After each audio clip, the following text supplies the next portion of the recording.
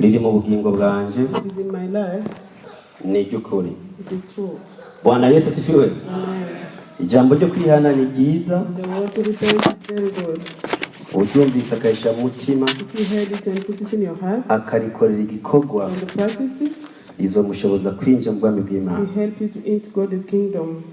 Ikigwa mfise kivuga ngo The topic I have is utwigishe guharura iminsi yacu, teach us to account our day, uburyo butuma dutunga imitima y'ubwenge. the way we take care of the mind. Byanditse muri Zaburi 90:12. 90:12. Zaburi 90:12 Psalm 90. niwo mutwe w'amajambo tujya kwigako. That is the topic of the word we are going to learn. N'amajambo nigeze kuvuga mu minsi ya vuba I talked about it last time. kuri bajya bataza ku minsi ya gatatu. For those who don't come on Wednesday, Nza kuvuga igice cyayo, I'm going to talk about it just a little bit. hanyuma nce mvuga n'ibya mpwemu yera I will talk again about the Holy kugira ngo Spirit. mbiraheze cya kigwa natangura mu ntango So I z'umwaka. can finish the topic as Nzoba nsigaje igice kimwe gusa. I'll be left with the one just. N'Imana yangire ubuntu bwo kwigisha muri uyu mwaka Give me mercy for me ngo ndababwire icyaha kidaharigwa to tell you about the sin which aricyo can't be kurogota forgiven. kw'impwemu yera. Bwana Yesu asifiwe. To the Holy Spirit. Turi ngaha nyene, Are we here? ndagomba ko munyumviriza. I just want you to pay attention. Ijambo mvuga ni iry'Imana, The word I'm going to say is the word of Si God. ryanje. It's not mine. nja navuze umurongo nyamukuru duhagararako. I already said the word we are going to stand Mu up. kubica amajambo navuze icyo gihe nigisha, The last time I said this word, nasomye muri Petero wa mbere it was in 1 Peter 4 ku murongo w'indwi. 4:7. Mwebwe nimwazingurura mukajayo, If you open the Bible and jewe nzoba ndiko ndaririmba ko karirimba ayo majambo nyene I'll be singing according to the Chimbandanya. word, and then I'll move forward n'ibindi. with other things. Ari ku muhero wa byose uri hafi, nuko nimuhugume mwirinde icyaha, kugira mushishikare gusenga Yesu mukiza zosange turi maso.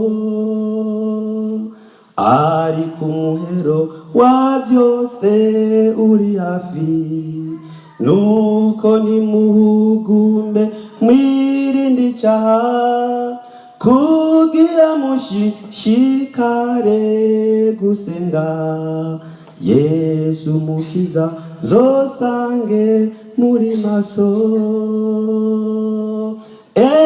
Mukristo reka gutinya amarushwa nay'igihe gito, shishikara kwegera Imana kugira ngo ntuzosigare.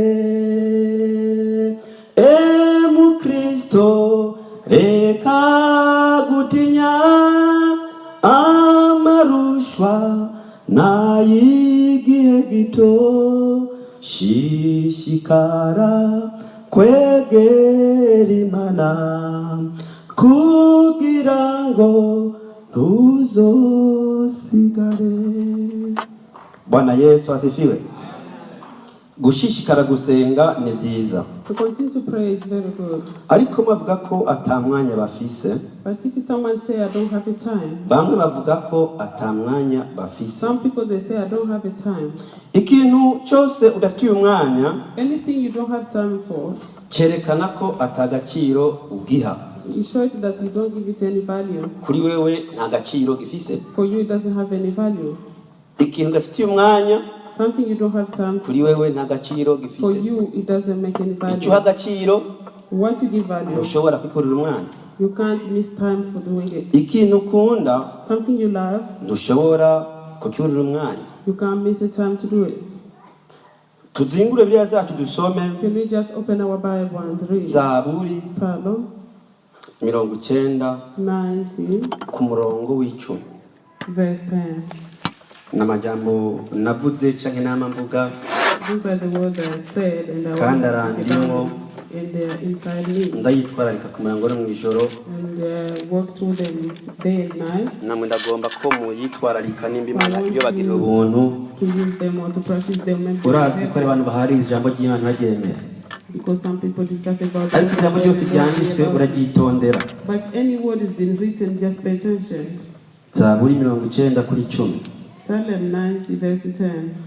Hajya navuze hambere hari kuri 12 The first one I said was 12. havuga ngo twigishe guharura iminsi yacu He said, teach us to realize our uburyo butuma dutunga imitima y'ubwenge. we may grow in wisdom. Umenga ni isengesho It's like a prayer. kugira ngo Imana cyangwa Mwemu So God or the Holy Spirit atwigishe can guharura teach iminsi us how yacu to prevent our uburyo butuma dutunga imitima y'ubwenge. so we may grow in Rero kuri wisdom. kino havuga ngo 10 states like that. iminsi y'imyaka yacu ni imyaka 70, 70 years are given to us. canke naho kubw'intege nyinshi yoshika kuri 80. Some even live to 80 8. yamara ibyiratwa byayo ni But ubutame, even the best years ni umubabaro, with the pain and the kuko trouble, ishira vuba soon natwe tukaba tugurutse. and fly away. Bwana asifiwe sana. Amen. Aya majambo narayavuze I talk about those words kandi yanama ndayavuga and I always spoke about them kuko ndayabonamo ukuri. because I found the truth in them. Uko iminsi igenda, The way the days go, abo Bibiliya yita imburabwenge, some people may have a wisdom. hari abo Bibiliya yita imburabwenge. Some people, the Bible said that they don't have a wisdom. Ntibamenya ko iminsi iriko iragenda. They don't know that the days are gone. Naho yosaza Even they can get old. avuga ngo ndacyariho, They just say, I'm still ngo alive. je ndacyabirya. I can still eat. Ariko aho birabira But if you pay attention, with urashika them, ahantu ibintu bigatanga kukunanira. there is a time something may be hard for you to do. N'abantu bo batarasaza cyane, Even those people who are not old at aho all. yahora asimba kera The place he used to jump before, hakamunanira it gusimba. can be hard for him to jump. Ngirakuro ka hafi kwanza, Let me give you a ingufu close. z'ipigo yari afise, The power ingufu zo gutamba umuziki, to njya kuvuga indirimbo dance z'ipigo, like your song, to dance a song. ukumva ko zagabanutse If you feel like it's kandi diminished ukavyumvaga, and you feel it, kiba ari ikimenyetso ngo umenye ngo iminsi iriko iragenda. that is a sign to show you N'ubu that urapfa, the days are gone. You are not nimba dead yet. imukubuza ntizizira rimwe, It's not come all. haza rumwe rumwe, The sign come one by one, rumwe rumwe. one by Mbere one. mukuza mu ntango, For we you to nta n'ubwo start, ubona, you can see it. uwundi niwarubona akarukwereka, Somebody else can see it and show it to you. ngo wawe ngo herara, You see, look at that. ukamenga no gufyina, You may think it's just kubera utarugomba because you don't want it, ukarushikura. you just neglect it. Sindiko ndabahenda mvuga ibintu mwese muzi, I'm not just ukashikura ugata, lie to you. You know all that. bukezi kaba zitatu, 2 or 3, zine zitanu, 4, hama ukabivamwo. and then you just get out of Bwana it. siwe sana. Amen. Ngera abwira ikindi mwomenya cyihuta mbere. Let me tell you something quickly. You know, Mu bantu bubashwe bari bakomeye ku isi, so people who were very Mugabe powerful. arimwo, Robert Mugabe Robert Mugabe was among them. Robert Mugabe apfuye afite president. imyaka 95. He died with the 95 years. Wavumbwira ngo amajyana nasomye ngo yararengeje imyaka. For the word I read, he went over Iri them. ni Mose yabivuze. This is Moses who spoke. Nawe nyine amajyana nibi. He had a 102. Ariko gerageza urabe kuri Adamu Just bamara imyaka check from amajyana 900. Adam. They used to have a 900 Je nakubwira years. nabwiye abo bantu ngo And I told those people, ukwije 70 if you had even 7, ndi wowe nishika bana horizana pe if you have offering, please give it. giyo myaka Imana So y'Imana. give offering for those years. Nimba abantu bakiri bato bahimbaza birthday People still little, they still bagatamba bagaserebuka, celebrating their birthday and the jump. ukwije imyaka 70 When you reach 70 years canke 80 or 80 years, bishika ngo uriho Imana please give offering for that ukayishimira. and say Kuki? thank you to God. Why? n'inzu yazo iragenda, Because even the little kids, they can n'imisore iragenda, young, they are dying. n'umwigeme yakuba atarongorwa arapfa, A young girl with n'umusore no amaze marriage, amashure even a young atarabona girl akazi finishes study, aragenda. without get a job, he can just die. kandi atihanye ko ijambo ryatubwiye If he didn't repent, that the word of God abagiye mu said, muriro. he's going to hell. Ikintu ngomba kubabwira, What I want to tell you is, twese ku munsi all of us one day, tuba dufite amasaha 28. We do have 24 hours. Umuntu rero ahitamo ihitamo ryiwe, So you just choose what you want Imana akayibagira and you forget about God. nkaho itabaho, Like God doesn't live at all. kuko iyo bafite utuvuvu Because you are strong, hajya amanyamaterwa n'agashamba. the strength show you. Iyo umuntu afite toughness. inguvu If you are strong, uzora nk'umwana akakoshereza, you see just a child that abazi ko kwiruka ntumuhambye, you say even if he run away, you can't. akanakuyubisha yiruka. He can just run for you. Abana muzababona You can see the kids kubera abona ko utaza kumuhafata, because they know that you can't reach them Agachakura to manyanga. grab them, so they will just kandi mwirutse karagusigaho. they do things without lying. They can just go far from you. Iyo tuba tugati ntujye reka reka yigi. You say just let him go. Utagomba kwikubita hasi ngo muri ko ngo hezo kugwe You hasi. don't want the person to fall down or you Umutegera to fall nataha ku down. mugoroba. You just wait for the child Bwana to sesa. come evening. And then Kandi ayo ni impanuro ga. that is like a Mwirutse abo advice. kwikubita hasi umaramare mu bantu. Don't wait to fall so you can be in shame and among the people. Bwana Yesu asifiwe. Amen. Ndiko ndavuga kuri iyi myaka So I'm talking about those years. ngumenyera kubwira Imana ngo yiharure. So you have to account them. Umenye ugeze ko So check the years hari you igihe have. n'igice kinini wowe warakimaze, There is maybe more of those you feel. mukavuga ngo ndacyariho. But you keep encourage yourself, I'm still Kandi ibi alive. ntibigutera kwihebura, But this won't let you to bigutera gukoresha umwanya neza, it let you to use the time iby'igiciro God. ukabikora, Something very kuko nawe valuable. uramba cyane Because if you mu see isi that uzovaho, one day you will ntabwo leave this world, tuzoguma mu isi. we never remain here. Naho twa mu byago Even if we are in trouble, ntituzoguma mu isi, we never remain naho twa here. mu munezero Even if we enjoy, ntituzoguma mu isi. we never remain on Igihe earth. kimwe tuzohava, One day we leave this ku world. neza cyangwa ku nabi, For good or for bad. ubikunde cyangwa ubyange, You like to igihe dislike. kimwe One day uzova mu isi. you will leave this world. Kandi Imana izokora ibyo yakoze byose, And God will ask you what you umwanya have done. yarawuguhaye. Because He gave you the time. Abaza gusenga People who came to pray, bafata umwanya wabo they have the time. bagahagarika ibindi They stop everything they bagasenga, have and come to pray. ko gusenga bihaye agaciro. Because they give it value. Mbere no kuwa Mungu, Even on Sunday. hari umuntu adafite umwanya wo gusenga kuwa Mungu, Some people they don't have time to come to pray on Sunday. agasenga ku ipasika They gusa just pray on Easter, no kuri Noel. even on a Christmas. Kavuga ati genda umukristo They say they are Christian, kandi ntumubuza, and you can't stop that person. bizomenyekana imbere y'Imana. It will be known in front of God. Bwana siwe sana, Amen. imbere y'Imana bizomenyekana. In God's presence, it will be. Igituma ndabwira ibi kandi, Why I tell you this? Zaburi 84 Psalm 94. 84, yes, 84. kuri 10 10. havuga ngo He said that kuko kumara umunsi umwe, a single day in your house kumara mu nyubakwa z'Imana is better. kuruta kumara iyindi igihumbi Is better ahandi. than 1,000 anywhere else. Akagomba mu gace k'umurongo mukumve neza. Just you can hear that word. Abantu babona ko kuja gusenga guta umwanya, People see like to come to pray, ariko iri it's ni time. ijambo ry'Imana, But this is the word of nawe God. uritahane. Please just go with it. Kumara To spend umunsi just a single day imbere y'Imana in God's presence biruta is better iminsi igihumbi than 1,000 womara ahandi, anywhere else. kandi ahandi hose ni muhira harimo, That means even at home, kandi ahandi hose ni ku kazi harimo, even at work is kandi ahandi included. hose ni ku ishuri harimo, School is included. kandi ahandi hose ari hose nawe urahumva. So wherever you may know that, Iri ni ijambo ry'Imana, this is the word of ntabwo God. ari iryanjye. It's not mine. Bwana asifiwe. Amen. Iri ni ijambo ry'igiciro. This is very valuable. Kumara umunsi umwe Just a single day imbere y'Imana in God's presence. bifise igiciro It is very kurusha important. iminsi igihumbi Then 1,000 days womara ahandi. you spend anywhere else. Dawidi we yemeza ko So David said that yopfuma yibera mu rusengero, it's better to remain in God's temple. ariko uzokumva abantu batwenga But you hear people, umuntu like atonda ku rusengero kenshi. people who come to the church Umuntu ajya ku rusengero every single kenshi day. si iri jambo gusa azi, It's not only hari n'ibindi what azi, he knows. He knows some more. hari n'ibindi aha agaciro. There's some more he gives value. Bwana siwe sana, Amen. baragomba gutwenga They can laugh on you. ntacyo bitwaye. It is okay. Na Nowa baramutwenze, Even in Noah, they laugh at him. nawe rero bazogutwenga. They will laugh at you. Ndababazwa n'abantu babivamo kuko batwenzwe. I fear for God who gave us Atani the geragezwa word riraza without being na Satani ataraza even the devil kubera abantu batanze comment gusa. because people just comment about Comment comment ituma bivamo. make you just stop serving God or Bana praying. sana. Amen. Comment gusa guhaye. Just a comment.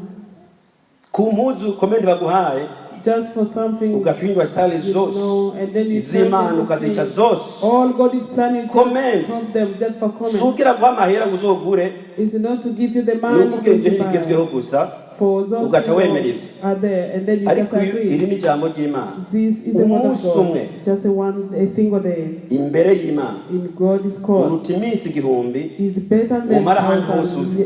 years kandi iri ni everywhere. ijambo ry'Imana. This is a word of Ndiko God. ndabandanya ngo Imana I'm idufashe looking for may God help us turonke ubwenge so we can get the wisdom, ukuntu twobaho mu bugombe bw'Imana. the way we can be in God's will, Tumenye guharura iminsi yacu to know how to no account gutunga imitima our time, y'ubwenge.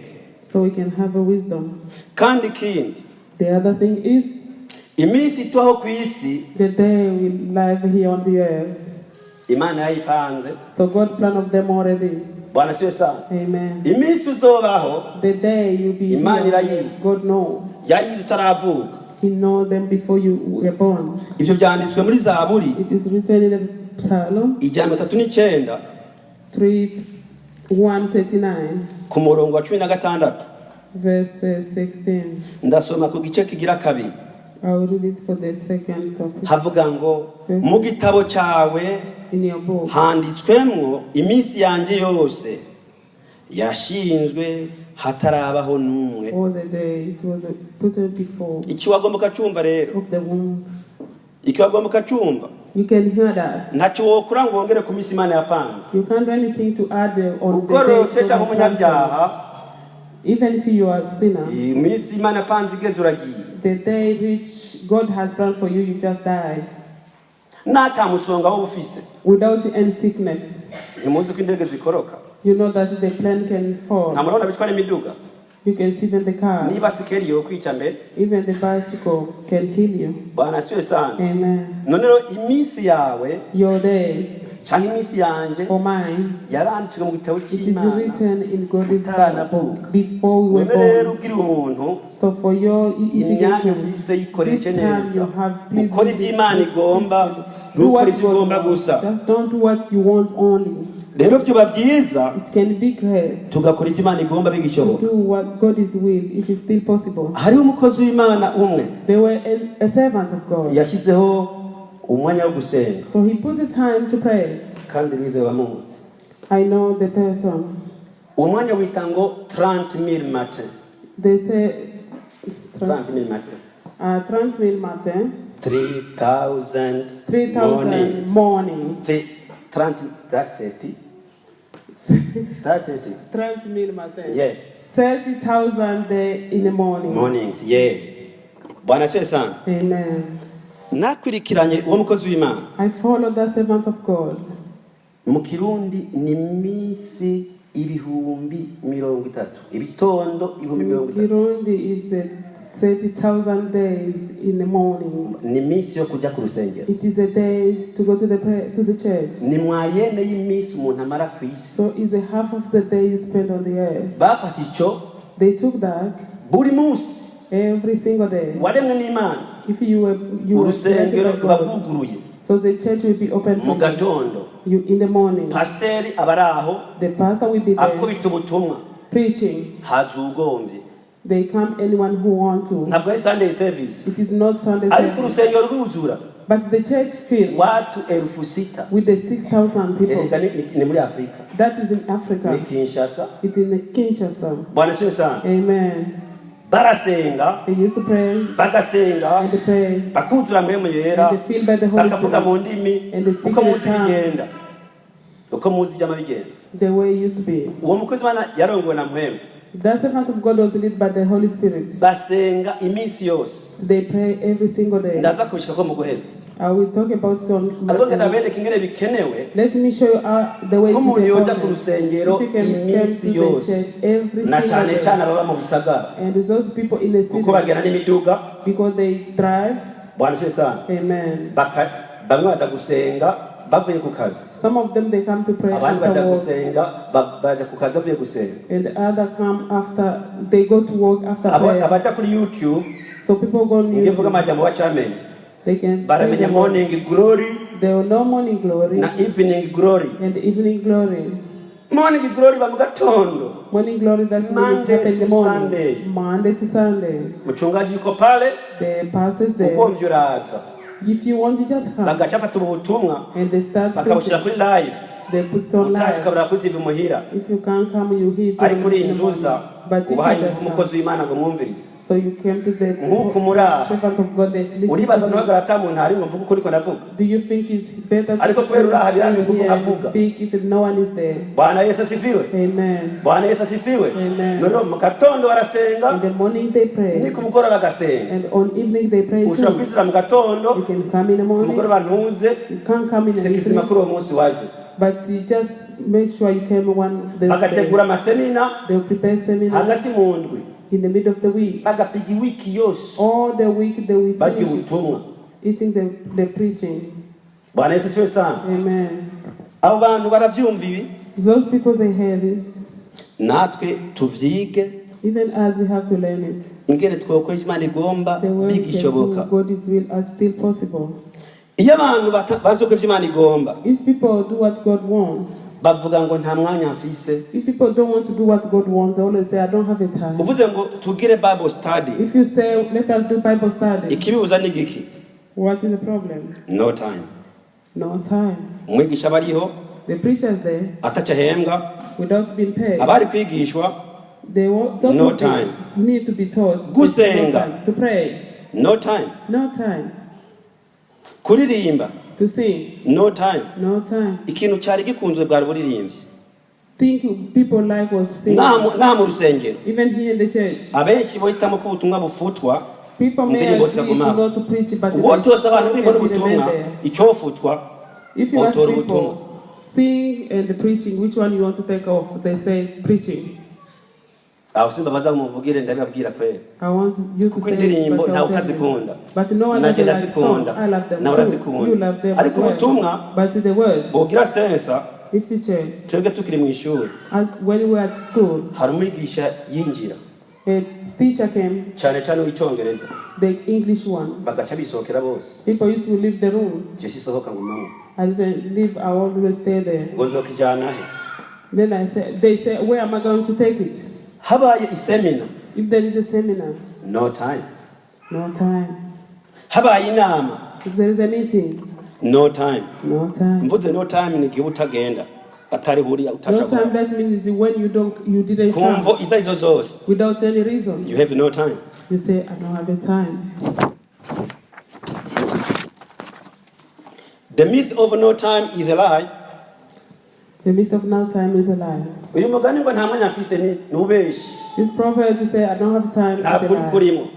That means there is no truth in you. If you do not have time to worship God If you don't have time to on a regular worship, basis, it simply means that is not your priority. kama hauna muda wa kumsifu Mungu, yani inamaanisha kwamba hauiweke kama ya maana mbele yako. If you do not have time to worship God Kama on a hauna regular muda basis, wa kumwabudu Mungu it kwa muda wako means unaokuwa very nao, simply inamaanisha that it is not your priority. kwamba hiyo kweli haiko kabisa. An ya maana example, sana kwako wala when you hauwezi sick, kama mfano kama unagonjwa, you will get time for the GP, utakuwa na muda kwenda kumwona dokta, and possibly na kwa you will uwezekano get time for the prayer. utakuwa na muda kwa If maombi. you get cancer, Ukiwa na kansa, you're going to have to magonjwa ya get time for kansa, the GP. utakuwa na muda kwenda kwa kumwona dokta. If the father have no time for the children, Kama baba hana muda kwa watoto, it means inamaanisha children are not important kwa watoto hawako wa maana kwake, for that father. kwa huyo baba. Bwana asifiwe sana. Amen. Aya majambo ndagobye kuyasubiramo I nitonze. just want to go back to those words. Imana igufashije uyakire, If God help you, please get them uyakorere igikorwa, and practice them. uyiyumvireko. Feel on them.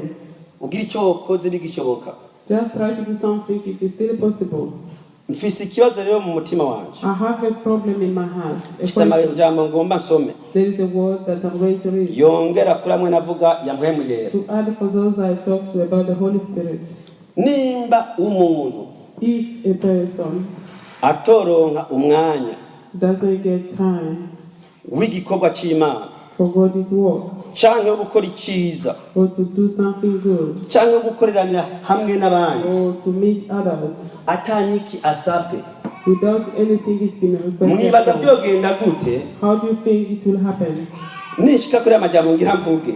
For those what I'm going to kuko say, ishengero rya mbere because the first church, kimwe nababwira as I said, kuba mukozi w'Imana basenga buri munsi, those people they pray ishengero every rya mbere single day. basenga iminsi yose, The first church they used to pray every Ntibasenga single day, kuwa not gusa. only on Sunday, ntibasenga umunsi umwe mu ndwi gusa, not on one day, a week, iminsi yose. every single day. Dusome Let us read ibyakozwe n'intumwa Acts 2:43, 2, ibyakozwe n'intumwa Acts igice cya 2 2, umurongo wa 43, 43.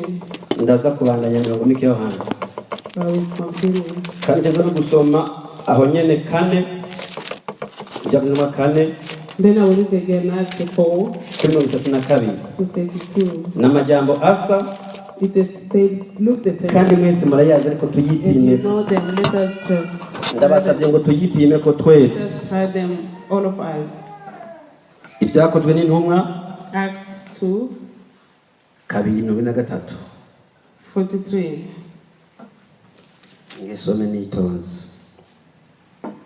Umuntu wese aterwa n'ubwoba kandi utwumiza n'ibimenyetso byinshi byakorwa n'intumwa.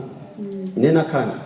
Abizeye bose baba hamwe basangira ibyabo byose, amatongo yabo n'ibintu byabo barabigura bakabigabanganya bose nk'uko umuntu wese akenye. Kandi iminsi yose nababwiye bumvirize, kandi iminsi yose bashishikara kujya mu rusengero n'umutima uhumuye, kandi wabo bamanyagura umutsima bakajya banezerewe n'imitima itagira akarohe bahimbaza Imana, kandi nabo bashima n'abantu bose, umwami Imana akabongera iminsi yose abamo barakizwa. Nje kuri 4:32. 4:32. 4:32. 4:32. Kandi abizeye bakavuvu bari bahuje umutima n'inama, kandi nta n'umwe yakimbukira ikintu cyose atunze ngo niciwe, ariko byose barabisangira, kandi intumwa zashinga intahe z'ukuzuka k'umwami Yesu zina ubushobozi bwinshi, kandi ubuntu bw'Imana bwinshi buba kuri bo bose. Nta mukene yari muri bo, kuko bari bafise amashamvu bose canke amazu, babigura bakabizana ibiguzi vy'ivyo baguze bakabishira imbere y'ibirenge vy'intumwa, maze bakabigabanganya abantu umuntu wese uko akenye.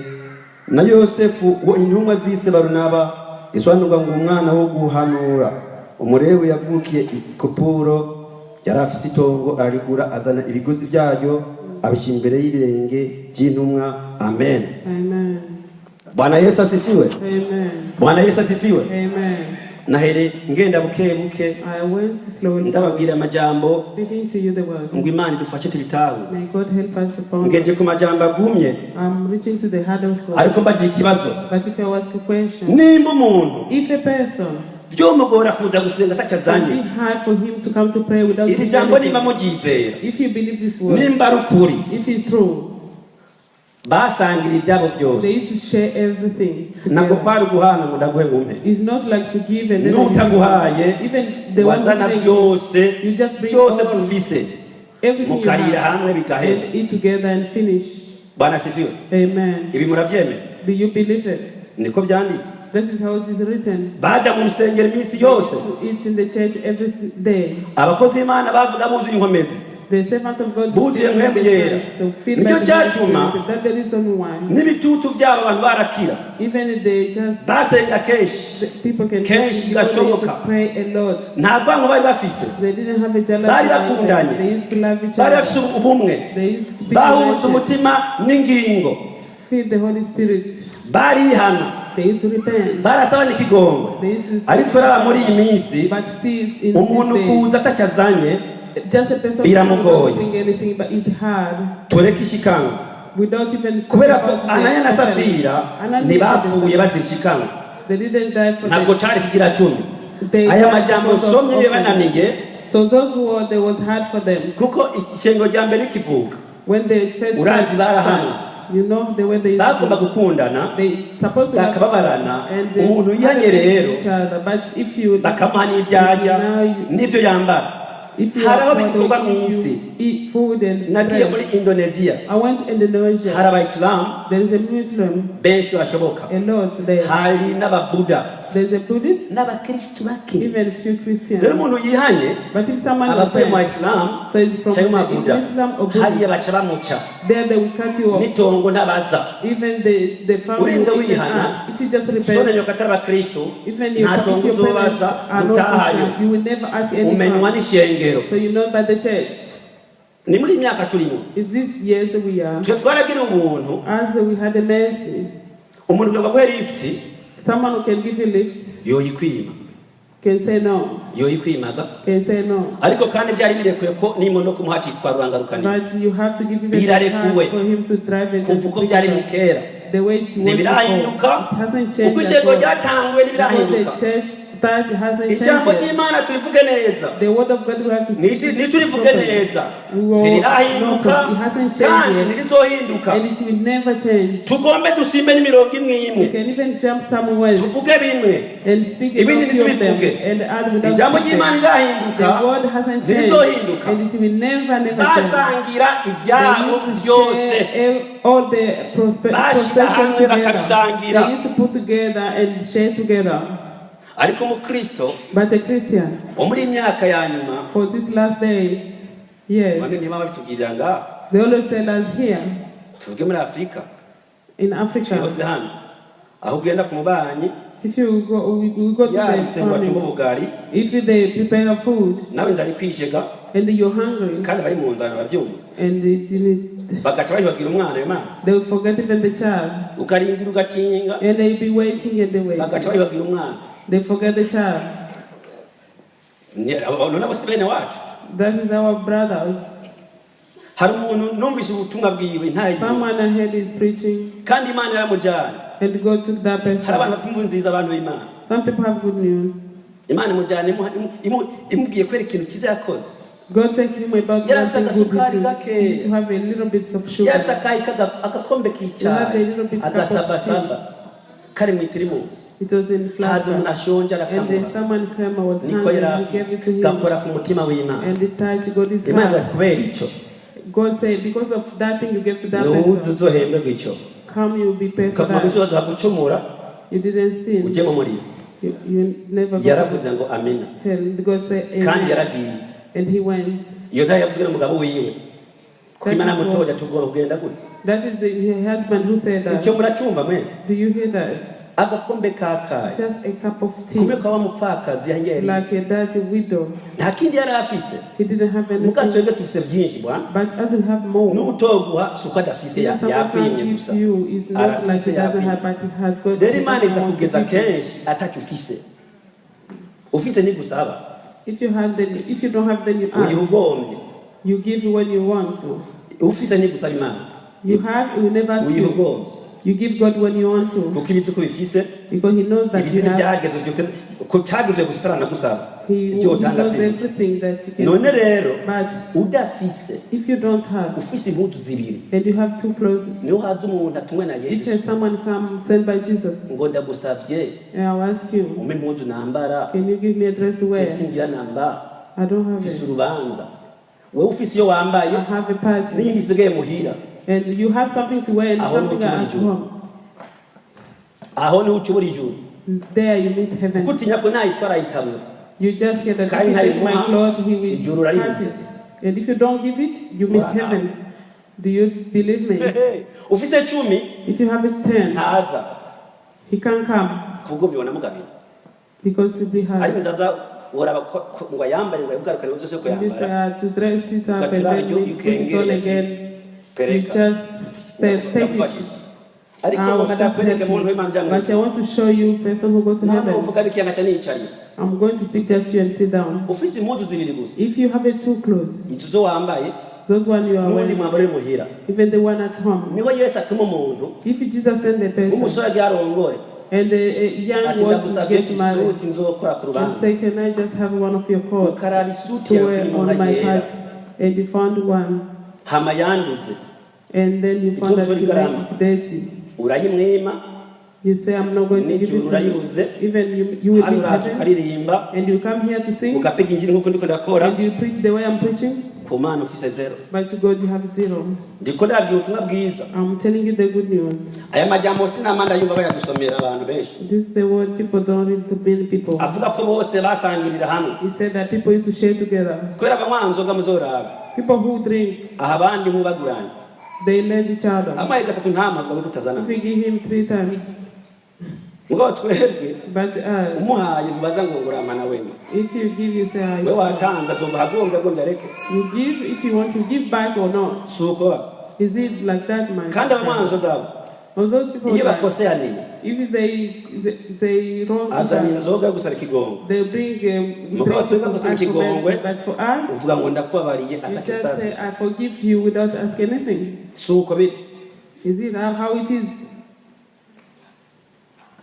aya ni amajambo y'imana These are the word of God. twijambo kivuga ngo twihane The word says repent. tumaze kwihana After repent, lazima dusuzume then we have to examine kimwe ourselves ku kindi one by one. kimwe ku kindi One by one. kuyo wihana After repent, uraraba ibyo wakoze then you check yourself what you ukabiharura did, and then you count n'ibi them. tuvuga Even those one who n'ibyo speak for, tutavuze even those one who kuko didn't ndabizi speak for. neza Because I know ko that umwe muyera adakora ikosa the Holy Spirit aradodora doesn't ku mutima lie. akatwereka iki He always iki knocks sicyo on our heart and says, "This one is good," Ukakimenya and you wenyine. know it yourself.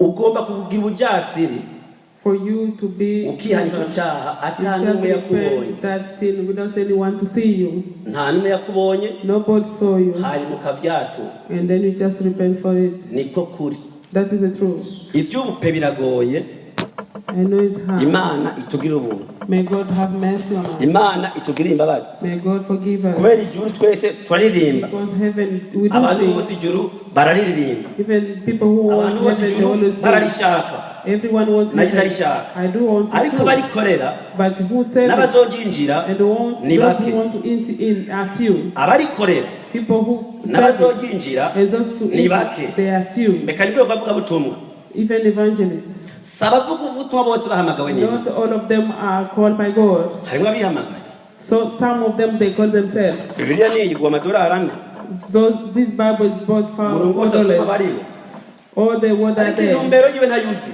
But the reason he doesn't know. harimo abandi bayikoresha bibiliya Some people use the kugira Bible ngo batunge inda zabo so they can feed cyangwa themselves batunge n'imiryango yabo and their families. babaho They are there. bakora ibitangaza bikomeye They mbere can do hard miracles.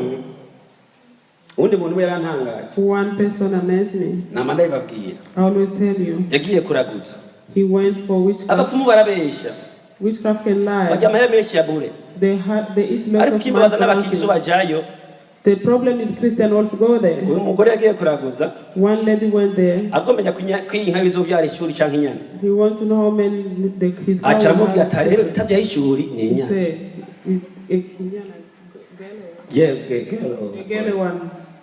bana twese aha Amen. none ibyo nida atarabizi Who doesn't know that? itabyaho isuguru ibyara shyashya muko amahera bakabaha But they give them money. ngo aramuraguriye And he said that he just. Bwana twese aha Amen. Medium. singuha I can't give you. wanjye nturya Eat or not. iyo abandi bapige kwera bwana twese aha Amen. none byumvikana It's like ehe umuntu agukubise hasi someone put you down. ngo ndiwe mujiza He said that this is a miracle. eba kwikubita hasi ndiwe mujiza To fall down is a miracle. umujiza urwaye kanseri akira The miracle is jya kwa muganga who utesitinge ko atambwira ukiriyo go and check ufite yourself sida to see if bagaseka it's ati not there. wakize jya kwa muganga bapime Go to the hospital to check if basa you are gutaye healed. iyo tuza ngo ushinge intaye And then you come to testify. mugabo wikubise hasi But you just fall down ngo numise power of God and then you say the power of God ni magic is magic. magic Magic. rero ubonye magic ni igitangaza When na you see the gitangaza magic, kiri you think that is a miracle. igitangaza kiruta byose The miracle for all of them gukizwa is to be saved. igitangaza kiruta byose The great miracle, ubonye wihanye when you see you repent ugaharigwa and be ukumva ko wahariwe forgiven and nta feel like you have been gitangaza kiruta forgiven, icyo that is a good miracle.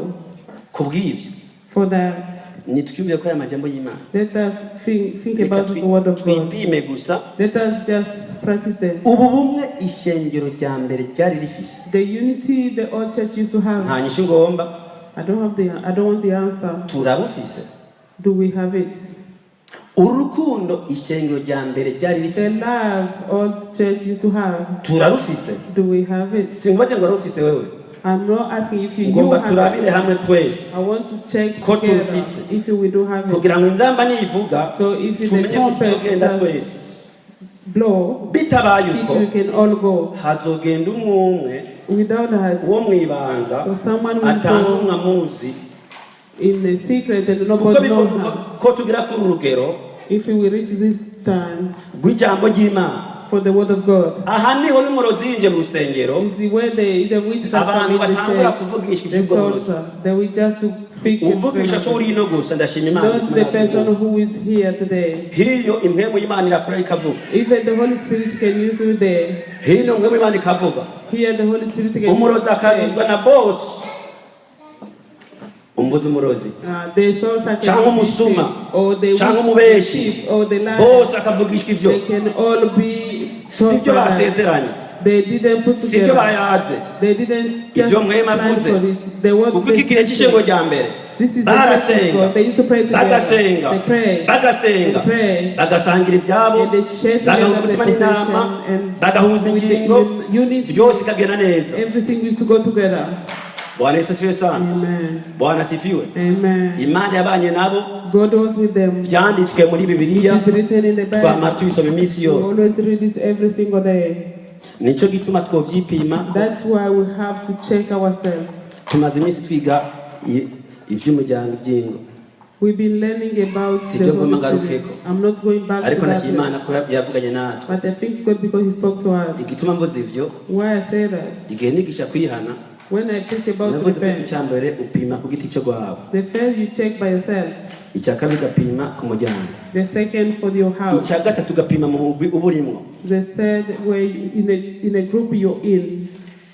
nivyo Imana izokubaza That is those three. Imana izokubaza aspects. nyine wifashe ku giti cyo gwawe How were you paying attention for yourself? Imana ikubaza wifashe mu rugo How were you in your Imana house? ikubaza wifashe mu mugwi warimo How were you in a group you were in? ari umugwi wa korale If it was in Ari choir urusengero. or in the church. icyo gihe navuze mbere igihugu That time I think I spoke about the aricyo country. gituma dusenga tugasengera ibihugu That's why we always pray and pray for the country. tukihana ibyaha tutakoze And repent for the sin we didn't even make. wihana ibyaha utakoze wahereye ku byo gwawe So you repent for the sin you didn't do, start by yours as ugasubira well. iby'umuryango So you start with the Ukabona kujya ku by'igihugu. the house and ariko then the country. twipime kuri aya majambo But let us examine ourselves. through nidusanga this turi word. sawa If we found out we are Dushime okay, Imana. we thank God. dusanze tutari sawa If we found out we are not Tumenye icyo okay, dusengera. let us know what we are going to pray for. abumvise aya majambo Imana For ibaheze those who hear the word, may God bless you all.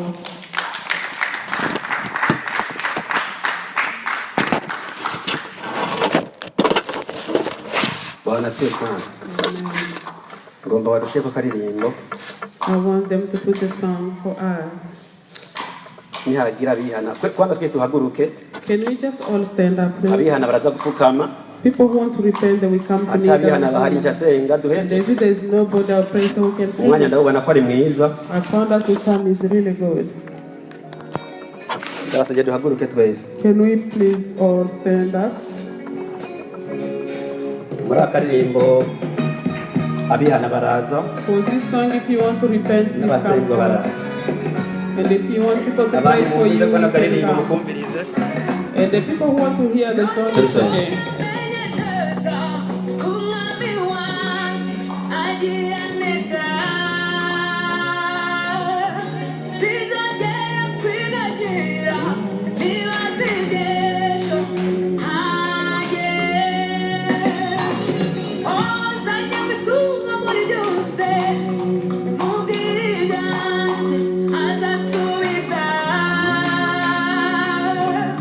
Yeah.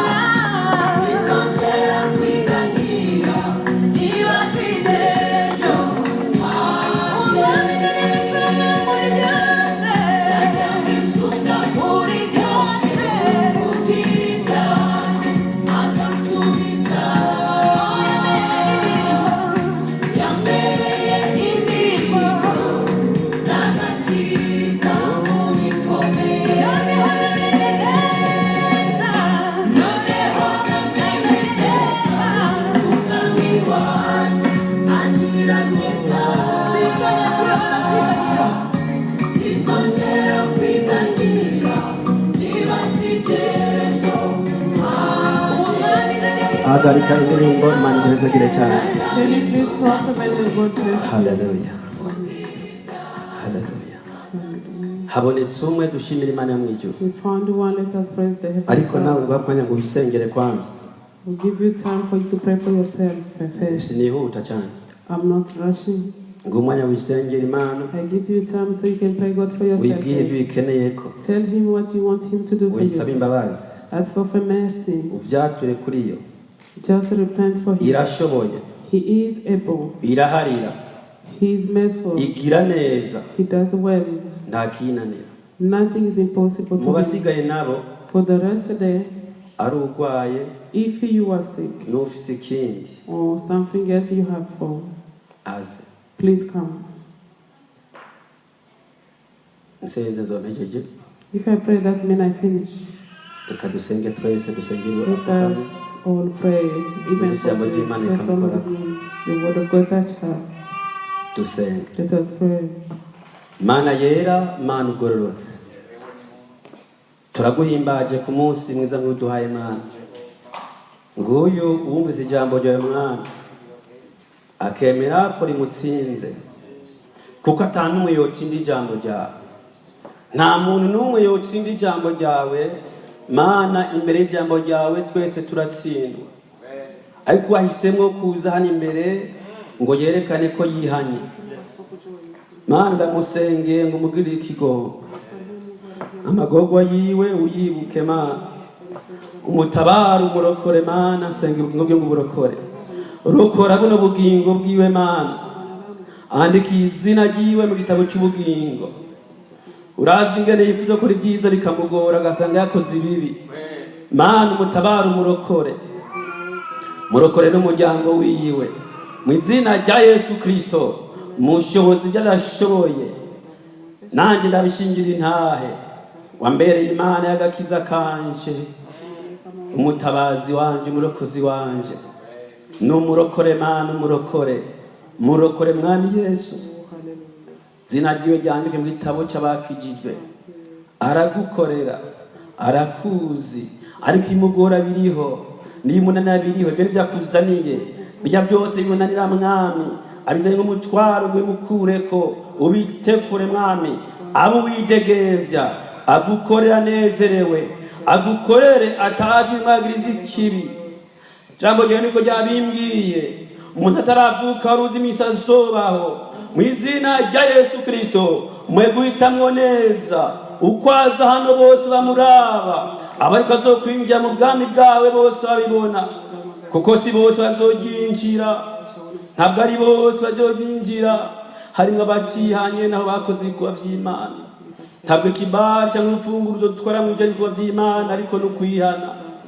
Mana yanje uharira ibyaha vyiwe bitwikigwe, ntivyibuka ukundi Mana. Ntagira icana kimwe yakoze congera kwibukwa. Mu izina rya Yesu Kristo ibyaha byose bihanagurwe, ibyaha byose bihanagurwe.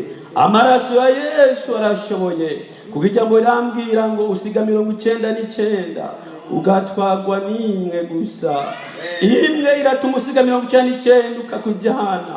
Niko na wa Mugerasi byagenze, mujabuce hakurya, umwe yaragwaye impwemu mbi, mwarajabuce uragenda urashikayo, uramubohora, ufata urugendo rungana kujya kubera umuntu umwe. No muri ishengero n'uyumvise ijambo ryawe Mwami akarishira mu ngiro, umwibuke.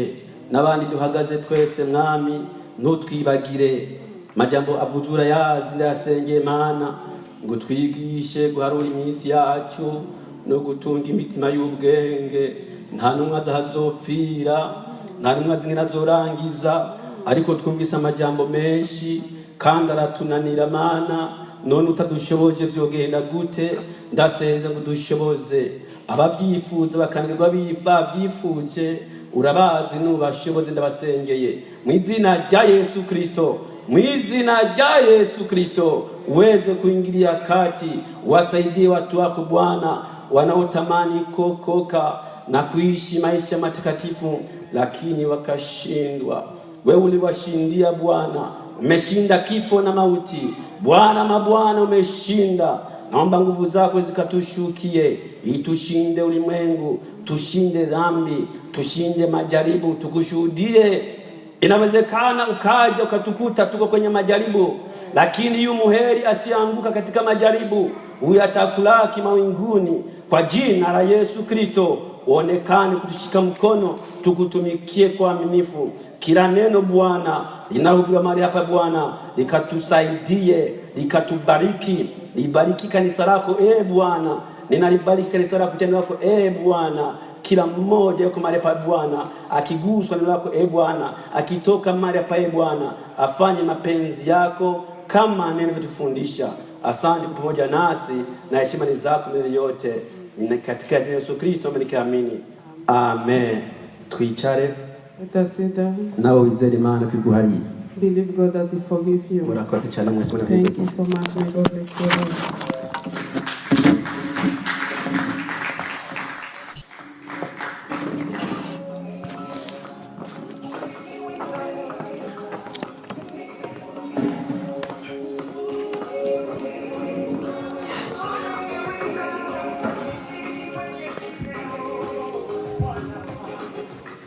Bwana